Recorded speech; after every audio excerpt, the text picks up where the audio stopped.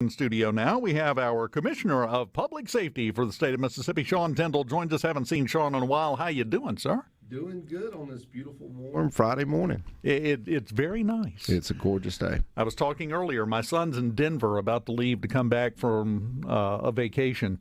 He's getting a rude surprise this morning. It was 90 yesterday afternoon. It's 37 right now. Wow. He doesn't know that yet, but I'll get a text later this morning, and he will be upset about it. But enjoy the warm weather while we've got it. Also, in studio with us, Mr. Bo Luckey. How you doing, sir? Doing great. Welcome to the party.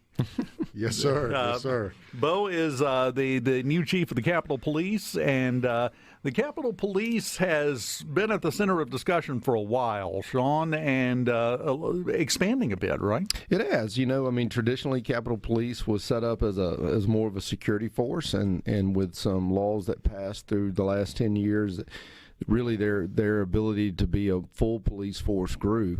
But the mentality really hasn't been there, and the force itself hasn't been there. And so, you know, one of the things that we set out to do, especially with Capitol Police coming over to the Department of Public Safety, was to look to grow it, bring in more officers, and have a greater presence in the Capital Improvement District. So, you know, we knew once Chief Byington retired that we were going to have to find some good, strong leadership to make those changes and recruit and really get that mindset where we want it. So, was proud to set out on a mission to find the next chief, and was really proud of our team at DPS. They, you know, we did a series of interviews where the colonel and two of our deputy commissioners met with a number of the candidates, and then they gave me a list of their top 5 or 10, and then I sat and met with some of the ones that, you know, made that final list, and then we came up with this decision. So that's how Bo got here, and you know, we're really excited to have him on board, and I think he's just going to do some really, really, really great things over there.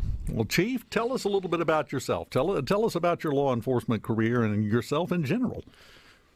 Well, I actually, my father was in law enforcement. He was a state trooper, and whenever I graduated high school, I was going to try to stay out of law enforcement, and it just kind of sucked me right back in.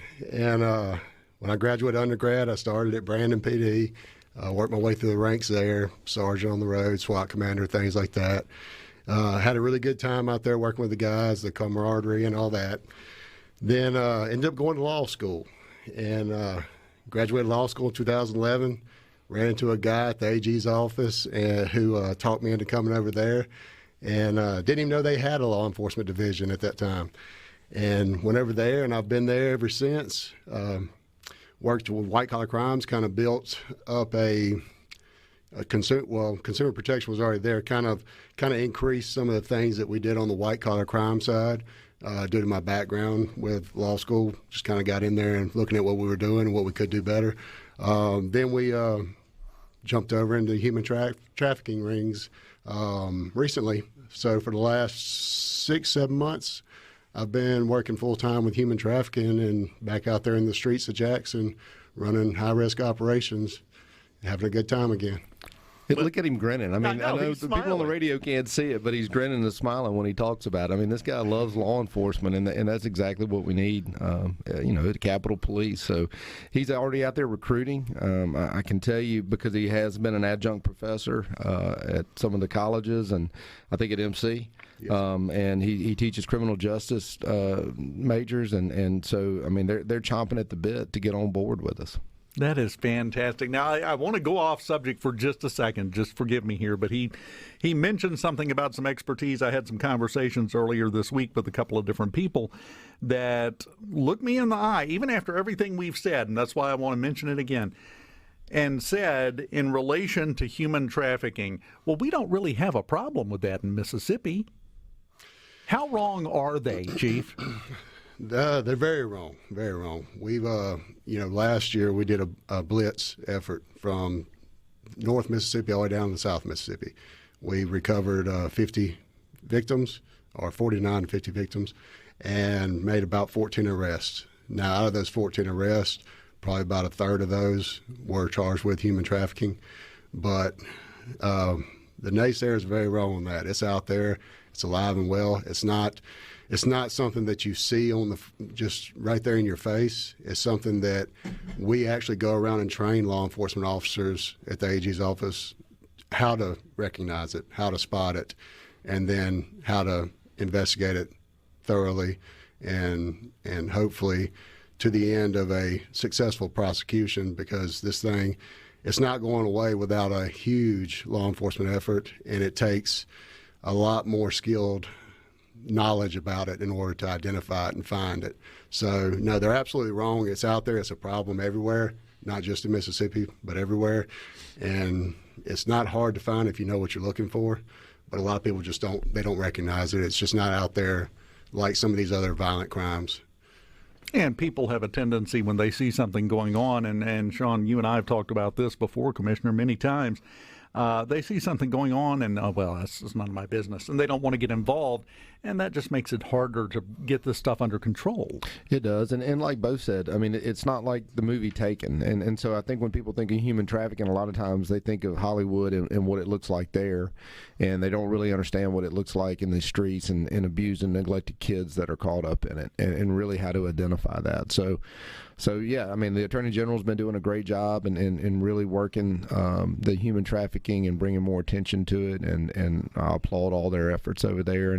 And look, the reality is most of the time we're talking about children, and sadly, it's hard to contemplate the torture that they go through in these situations. We just don't. Most normal people don't think other humans are capable of doing that to children, and then when you actually see it happening and what has happened to them, it just shocks you.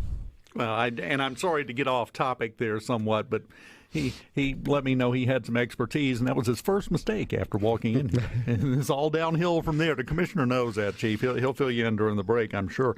Now, the expansion, is it an expansion in coverage area for the Capitol Police, or duties, or both? Well, the coverage area is about the same, so nothing's changed there. But you know, what we can do is we can investigate felony cases, we can respond to calls. We have the authority to do those things. But, you know, the force has to grow. So one of the first things I know he's focused on, and I'm focused on, is a major recruiting effort. We're working with the personnel board to get the final starting salary set for an entry-level Capitol Police officer, but we're looking at about $42,000 a year as an entry level coming in. So I think that's going to be an extremely competitive salary for entry level police officer at Capitol Police. And with that, we got about 150 pins. We got the funding to do up to about 115, but that's going to almost mean about 40 more Capitol Police officers than we have right now. And like the governor mentioned in the press conference, he said even if we don't have the funding, he's directed my office to keep hiring and keep hiring and keep hiring until we get to 150. And that's what we're going to do. We're going to fill all those pins. And with a greater presence of law enforcement, you know, that's going to deter crime itself. But then once we start building out our investigative division and we can start doing more to try to, you know, stop the auto thefts and really all the crime within the Capital Improvement District, it's going to make it safer. And I also want to say this. One of the things that keeps coming up is, you know, there's a dispute over jurisdiction, blah, blah, blah, blah, blah. There is no dispute over jurisdiction. The city of Jackson has jurisdiction over the city of Jackson. The Capital Improvement District has jurisdiction within the Capital Improvement District. Hinds County has jurisdiction within Hinds County. We all have jurisdiction. We just have to communicate and work better and stop playing this blame game. I'm not here to blame anybody. I'm here to work with anybody, and I know Bo has the same mindset. So that's going to be our approach. Anybody wants to cast rocks and stones at us, throw them. They're going to bounce off, and we're going to keep moving. So, you know, we're here to be a part of the solution, and that's exactly what we're going to do. Now, Chief, let me ask you this, because you hear Capitol Police, and some people think, so you're the security guard at the Capitol. It's not that. It's a lot more varied than that. And to me, from the outside looking in, it's a fairly unique law enforcement department in some ways. Well, it is, and that's one of the challenges that we're going to have to get around, is that is, from the outside looking in, what it's been viewed as is basically a security force. And in reality, that's how it's been set up in the past. Now, we're going to have to figure out a way, like I said in the press conference, we're going to have to figure out a way to take the manpower we have and maybe shift that around into areas that would be more efficient and beneficial for the citizens outside of the buildings, obviously, because now that we're trying to protect them and keep them safe, we've got to find a way to use what we got first until this recruitment effort really kicks in good. I anticipate we're going to get a lot of good people, and I'm looking forward to it. We have in studio with us Commissioner of Public Safety Sean Tindell and the Chief of the Capitol Police Force, Bo Luckey, and we will continue talking with them on the Gallo. With us, the Commissioner of the Department of Public Safety, Mr. Sean Tindell, and the Chief of the Capitol Police, Bo Luckey, who doesn't 100% know what he's gotten himself into yet, but he'll find out pretty quick, right, Commissioner? Yeah, he's learning. It's trial by fire, certainly. And like you mentioned on the air, he's going to get blamed for every little thing that goes on in the Capital Improvement District. So. Well, that's the best part about being in charge. It's all now officially your fault. That's right. It's all my fault. But that's okay.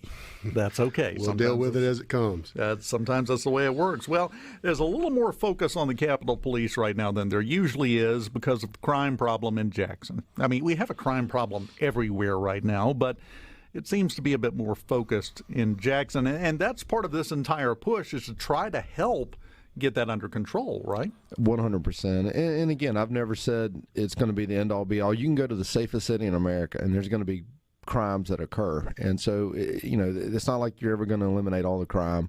But the push and the effort is to make it safer, to deter crime, to have a good presence, and respond to calls so that it's a safer city. And so, we're going to do our part. We're excited about it. I think this is a major step with the legislation that was passed for the funding for the salaries and for the additional pins. It is exactly what needs to happen. They've also added some additional judges and money for additional prosecutors. We can make all the arrests we want, but if they don't get prosecuted and if convicted, jailed on the backside, it really doesn't do any good. And so I think with those efforts, we're going to see a turnaround. Well, and that was something I was about to bring up, is because you guys are on the front end. You're the front lines in law enforcement. And as I say all the time, another thing that people don't realize, yes, you have a certain amount of ability to restrain criminal activity before it happens, just by being visible, just by being there. But for the most part, law enforcement is reactive. I think the judicial system and the penal system afterwards, after a conviction, can have more of a restraining effect on people committing future crimes than you guys can. That's just the way the system is set up. You guys usually don't get involved in things until you get a phone call because something has happened. That's right.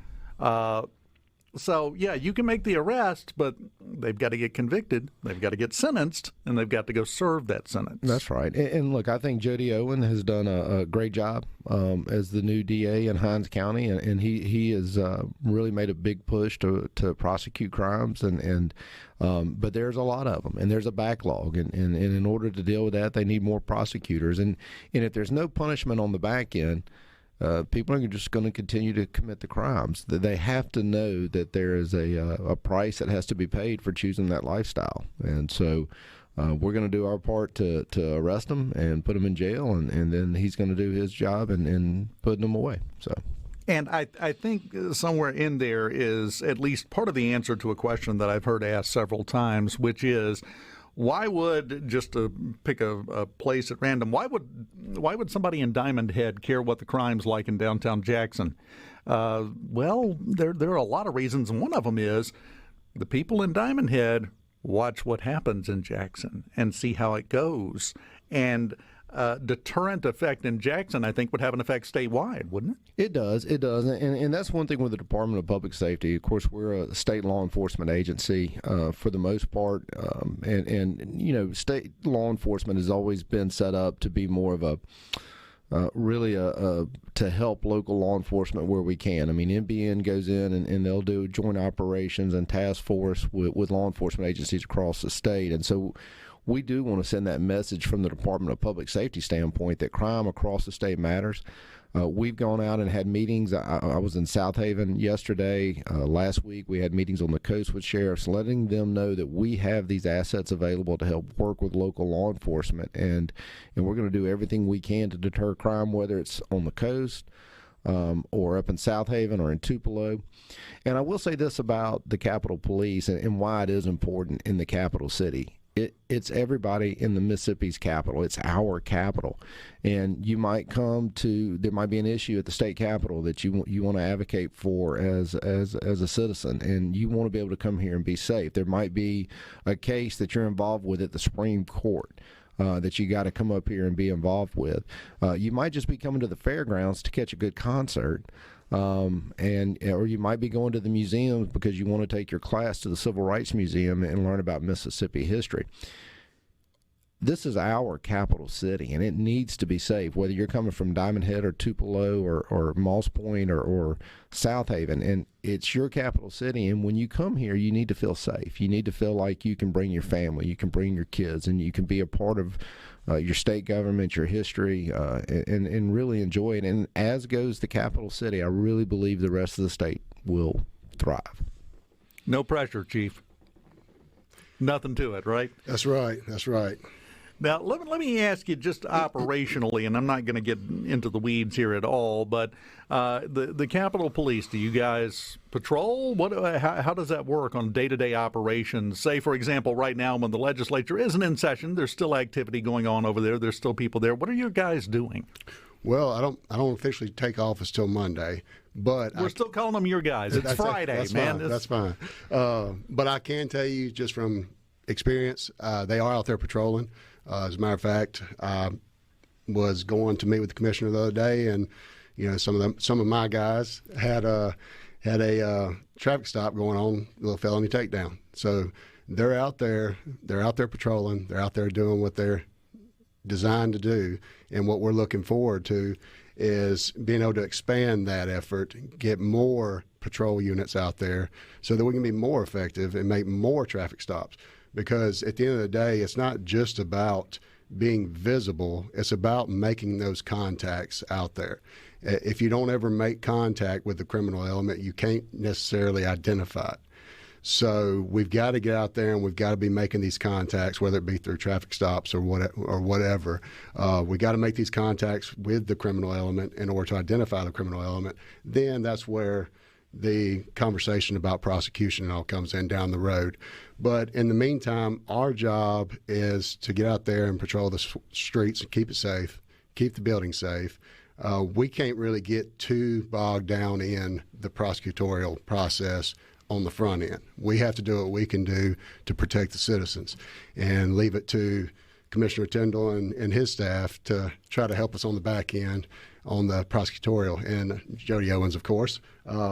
So, I'm excited about it. I see it being a great thing. I think we're going to be able to get some young, fresh people out there. And the guys that are out there right now, they're out there patrolling right now. They're out there making traffic stops, and they're doing a good job.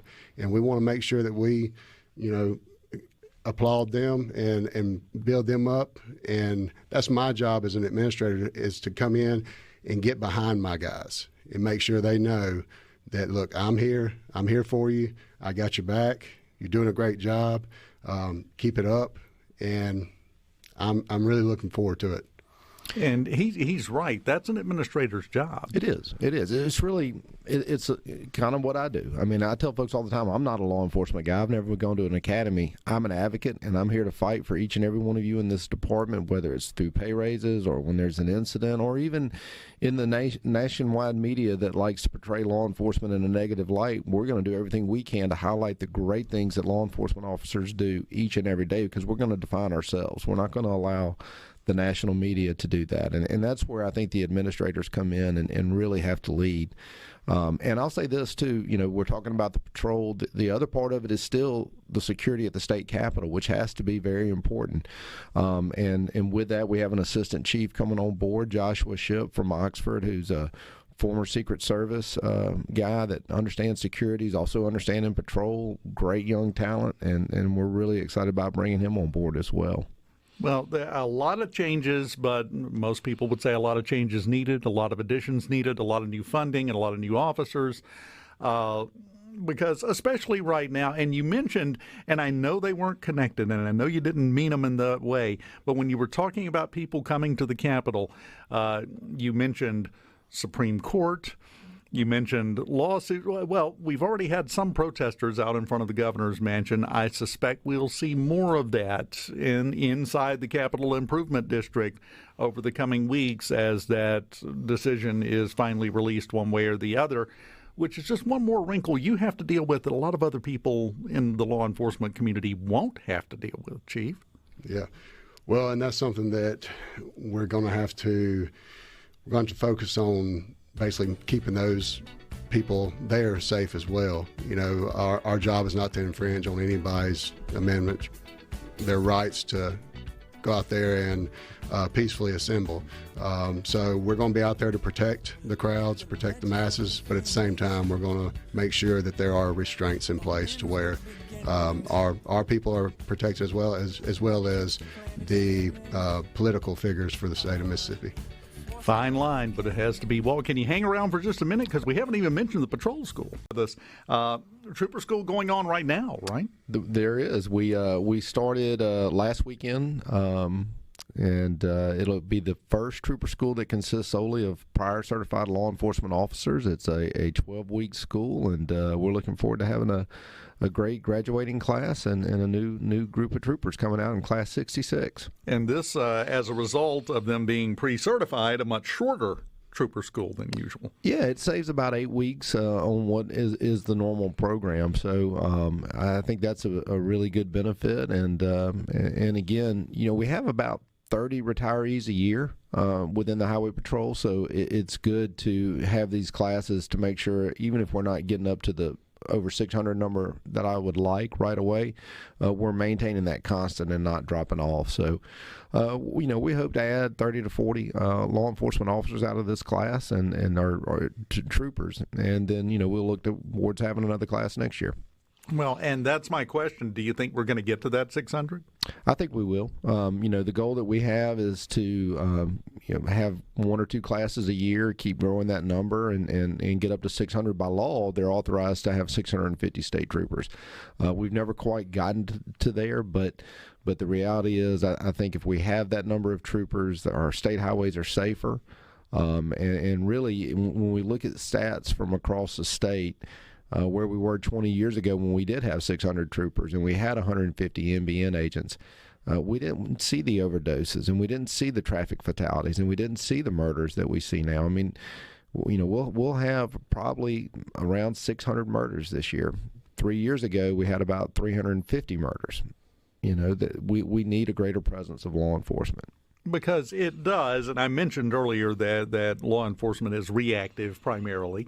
But it does have a deterrent effect, and if you don't believe that, watch how many people are driving down the interstate and their brake lights come on because somebody's got a luggage rack on top of their car. Because oh wait, no, that's not a trooper. Never mind, and they speed back up. Just seeing a law enforcement officer changes people's behavior. Absolutely. And just the presence of them and knowing they're there ready to respond. I was recently down in Miami for my wife and I's anniversary, and I was amazed at South Beach how, A, there was a lack of crime, but B, there was a heavy presence of law enforcement officers. I mean, you saw them on every corner moving around, and shockingly, South Beach has become one of the safer areas in South Florida. So, you know, it doesn't take a PhD to figure out if we have more law enforcement officers and there's more patrols, it's going to slow people down, it's going to deter crime, and it's a positive thing for our state. And that's why it's important to get your force up to full speed and full strength, I think, Chief. The more visible, the better. Absolutely. And like we've mentioned several times, we're not coming out here trying to just take over this area. We're coming out as a force multiplier, and it just makes sense along those lines that if we broaden our police force, it just bolsters law enforcement in the community in general. There's absolutely no reason why we can't come out there and work together, and that's what we're going to try to do. We're going to try to partner with JPD. We're going to try to partner with Hinds County, as well as any other state or local law enforcement agency in the area that needs our assistance. Also, we're going to reach out for assistance from state government as well. So, you know, at the end of the day, it's about getting more police presence, a greater police presence in the capital city improvement district and in metro city or metro area in total, and also building greater, more successful partnerships with local law enforcement. That's going to be huge as well, because we've got to get on the same page. We've got to work together, and I'm excited about the opportunity. I believe that I can get in there and that we can bring these groups together a little bit more efficiently, and I believe that we can launch a recruitment effort to, just like I said, increase the numbers. Once we get these partnerships built, it's just more and more numbers are going to be better. I was talking to Sheriff Jones a couple of days ago and mentioned to him that Bo was coming on as the new chief, and he said they went back 20 years working on a task force together 20 years ago. So he's going to be able to develop and maintain and continue those relationships with the local law enforcement. And we're here to work with JPD and everybody on doing our part to make it a safer capital city. It is a lot easier to pull the vehicle if everybody's pulling the same rope in the same direction. Exactly. 100%. And we need some towing right now, so this is good timing to focus on this, I think. Chief, welcome. Enjoy your last weekend of relatively stress-free living. Yes, sir. I appreciate that. Monday morning, 8 o'clock? Monday morning, 8 o'clock. It's over at that point.